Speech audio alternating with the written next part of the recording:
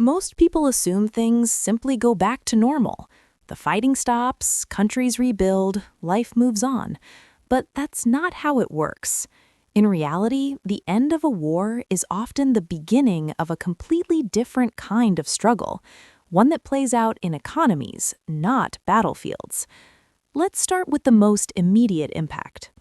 After a war, governments are usually buried under massive debt. Wars are expensive. They're funded through borrowing, printing money, and redirecting national resources. So when the conflict ends, the bill remains, and someone has to pay for it. That usually means higher taxes, reduced public spending, or both. For ordinary people, this shows up as slower growth, fewer opportunities, and tighter financial conditions. But debt isn't the only issue. Inflation often becomes a serious problem.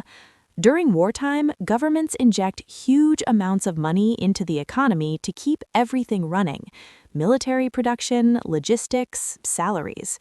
When that much money circulates quickly, prices don't stay stable.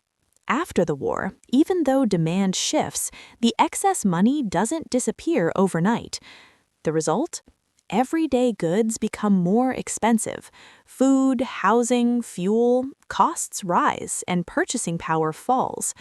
Now imagine dealing with that while also trying to rebuild a country.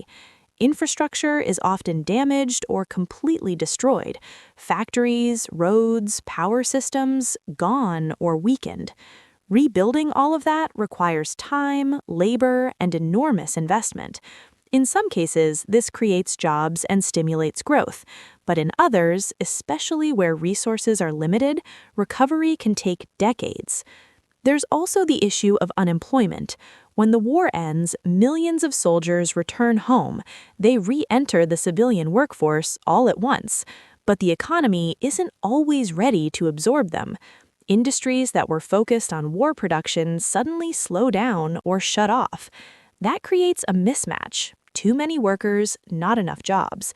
And when unemployment rises, economic pressure increases across the entire system. Now here's where things get interesting. Not every country suffers equally. Some nations actually come out stronger. Historically, countries that avoided destruction on their own soil while supplying goods, weapons, or services often experience economic growth. Their industries expand, their global influence increases. Meanwhile, countries that were directly involved in combat may struggle to recover. So war doesn't just destroy economies, it reshapes the global balance of power. New leaders emerge, old powers decline, trade routes shift, currencies fluctuate, and over time, the entire economic landscape looks different. But there's another layer most people don't think about: psychology. After a war, people behave differently. They become more cautious with money. They save more, spend less, avoid risk. Businesses do the same. That slows down economic momentum even after rebuilding begins. Confidence takes time to return, and without confidence, growth stays limited. So when you put all of this together, debt, inflation, unemployment, rebuilding, shifting power, you start to see the full picture. The end of a war isn't a reset, it's a transition into a new economic reality.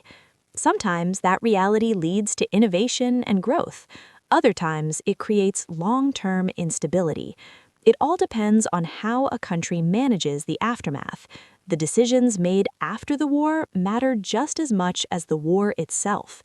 Because in the end, battles may define history, but economies decide the future.